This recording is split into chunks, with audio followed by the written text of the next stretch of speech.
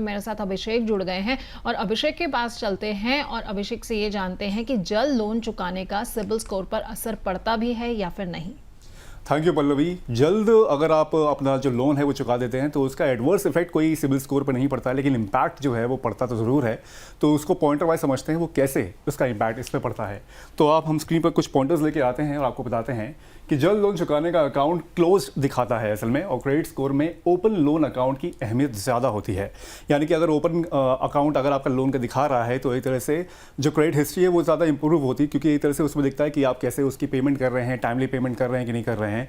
तो उसका जो अहमियत होती है, जो इंपॉर्टेंस होती है, वो ओपन लोन अकाउंट में ज़्यादा होती है। बंद लोन स्कोर का बहुत ज़्यादा असर, जैसे कि मैंने आपको शुरुआत बताया कि अगर लोन अकाउंट आपका बंद हो गया है तो उसका असर जो आपका क्रेडिट स्कोर पर है वो बहुत ज़्यादा नहीं पड़ता है।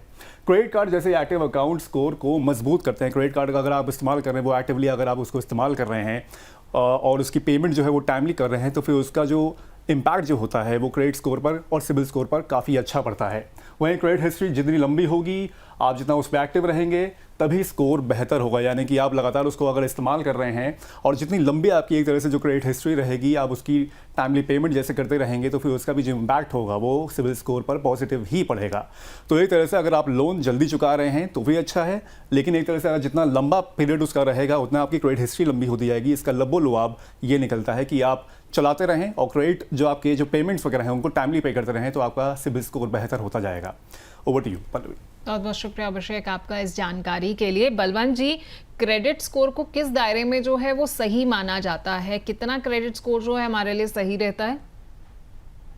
जो फाइनेंशियल इंस्टीट्यूशंस है, बैंक वगैरह हैं, उनके एक यार्डस्टिक है 750 रुपये। 750 के ऊपर अगर आपका क्रेडिट स्कोर है तो आप क्रेडिट वर्दी माने जाते हैं और आपको लोन वगैरह मिलने की पॉसिबिलिटी ज़्यादा होती है। मतलब ये तो एक सिंगल फैक्टर है, ऐसा नहीं कि आपका क्रेडिट स्कोर 750 है तो आपको लोन मिलेगा ही मिलेगा। इसके अलावा भी दूसरे फैक्टर कंसिडर किए जाते हैं। जितना अच्छा आपका क्रेडिट स्कोर है, जितना ज़्यादा आपका क्रेडिट स्कोर है, उतना आपकी गुडविल अच्छी दिखती है और जिससे आपको जो लेंडर है उससे नेगोशिएट करने में फ़ायदा होगा। और कई जो लेंडर है वो जो अगर आपका क्रेडिट स्कोर ज़्यादा है तो आपको इंटरेस्ट रेट में रियायत देते हैं। आपके लिए उस केस में आपके जो इंटरेस्ट रेट है वो कम लगाई जाती है। ठीक है, इंटरेस्ट रेट में भी अगर आपको रियायत चाहिए तो उसके लिए आपका क्रेडिट स्कोर जो है वो बेहतर होना चाहिए। लेकिन बलवंत जी, एक चीज़ मेरे मन में आ रही है, चूंकि आज के वक्त में हमारा क्रेडिट स्कोर यानी कि सिबिल स्कोर जो है वो बहुत मायने रखता है। कई लोग ऐसे होते हैं जिन्होंने कभी कोई लोन नहीं लिया और कभी कोई क्रेडिट कार्ड नहीं लिया, तो कहीं ना कहीं उनके लिए ये एक सेटबैक ही हो जाता है, क्योंकि उनकी क्रेडिट हिस्ट्री तो बन ही नहीं पाई। ये तो देखो पल्लवी, ऐसा है कि मुर्गी और अंडे वाली बात हो गई, क्या क्या पहले आया करके। तो ऐसा नहीं है कि अगर आपका क्रेडिट हिस्ट्री नहीं है तो आपको लोन वगैरह नहीं मिलेगा। मतलब जैसे अगर आप प्रोफेशनली क्वालिफाइड है, डॉक्टर है, चार्टर्ड अकाउंटेंट है, या कोई आप गवर्नमेंट की सर्विस में है, जैसे एडमिनिस्ट्रेटिव सर्विस वगैरह में है, तो वो आपकी जो सिबिल स्कोर है उसकी प्रॉक्सी मानी जाती है। कि जैसे अगर आप प्रोफेशनली क्वालिफाइड है तो या सर्विस एज में है तो माना जाता है कि आप फाइनेंशियली रेस्पॉन्सिबली बिहेव करेंगे और आपको लोन के लिए एलिजिबल कंसीडर किया जा सकता है। ठीक है। और बलवंत जी, अगर हम जैसे ऑटोमेटेड ईएमआई लगा देते हैं और डिफॉल्ट्स होने से रोक देते हैं, तो इससे भी कहीं ना कहीं हमारा क्रेडिट स्कोर जो होता है वो बेहतर रहता है? देखिए ऐसा है पल्लवी की आज की तारीख में तो आपका जो पेमेंट है, ईएमआई का पेमेंट है, वो ऑटोमेटेड ही है। पहले ऐसा होता था कि आपको चेक देना पड़ता था, चेक जमा करवाना पड़ता था, तो ऑटोमेटेड है।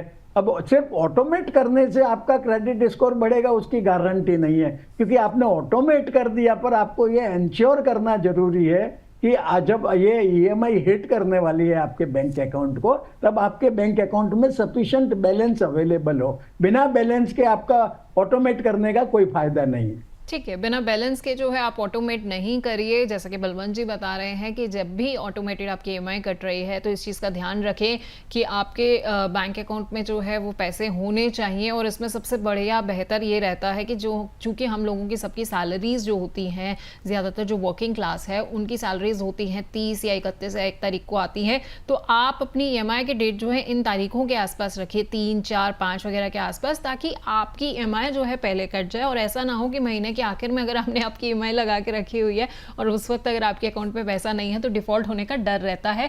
ये अमूमन जो है हमने देखा है कि वर्किंग क्लास के साथ तो यही होता है, बिजनेसमैन के साथ जो है वो थोड़ा सा डिफरेंट हो सकता है।